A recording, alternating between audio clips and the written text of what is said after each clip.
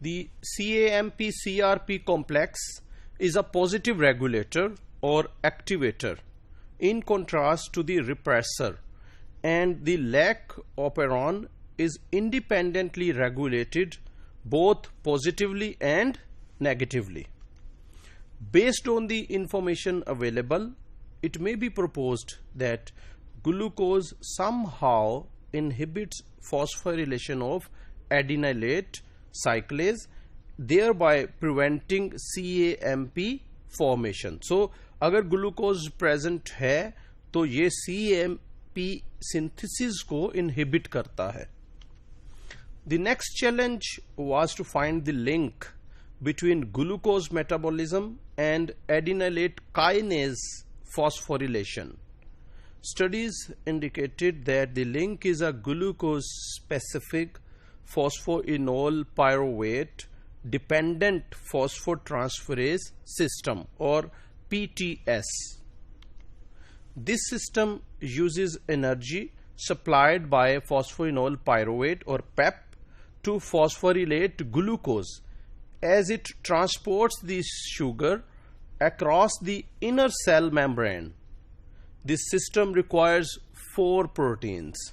So this is the system, and here you can see the sugar is entered into the cell, and then this sugar is phosphorylated, and through glycolysis it is converted to PEP, and then PEP is converted to pyruvate, and then this is a protein which is enzyme 1. This is another protein, HPR, histidine containing protein, and then there are 2 other proteins, 2A and 2B. So these 4 proteins are required for this phosphorylation.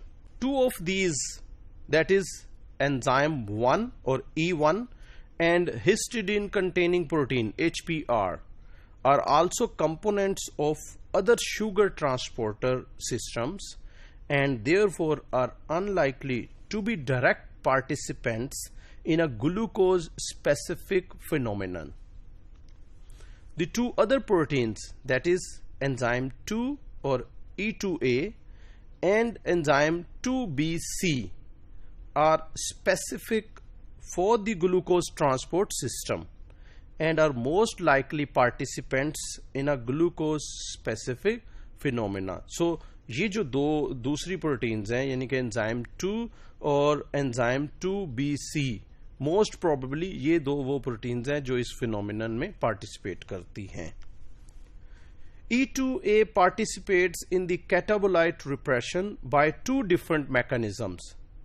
The first mechanism is based on the fact that E2A can transfer a phosphoryl group from HPR, phosphorylated HPR or HPRP, to either enzyme 2BC or adenylate cyclase. The preferred substance is E2BC, which then transfers the phosphoryl group to glucose to form glucose 6-phosphate.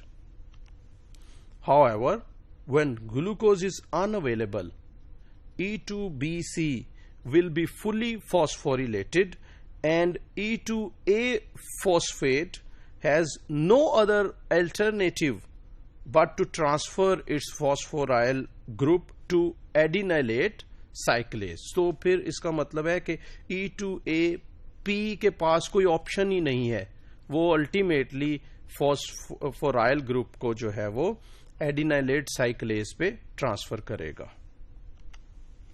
Phosphorylation changes the inactive dephosphorylated form of adenylate cyclase to the active and phosphorylated form of adenylate cyclase, which then converts ATP to CAMP, as you saw in last slides.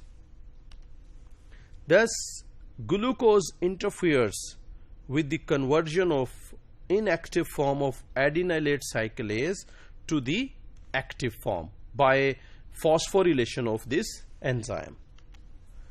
The second mechanism by which glucose influences lac apron transcription is called inducer exclusion, which also involves the glucose transport system. When glucose is present, E2A phosphate transfers its phosphate group through E2B to the sugar, and the dephosphorylated form of E2A binds to lactose permease and inactivates it. So इसमें lactose permease जो है वो पहले inactivate हो रहा है. Lactose permease inactivation prevents glucose from entering the cell and being converted to allolactose. In the absence of allolactose, the repressor remains bound to the operator and lac operon is turned off. The CAMP modulation and inducer exclusion mechanisms may not be the only ones that contribute to glucose's ability to inhibit lac mRNA formation. तो सिर्फ ये दो mechanisms ही नहीं है, और भी कई mechanisms जो हैं इन्वॉल्व हो सकते हैं इसमें. For example, regulation of CRP synthesis may also be important in this regard.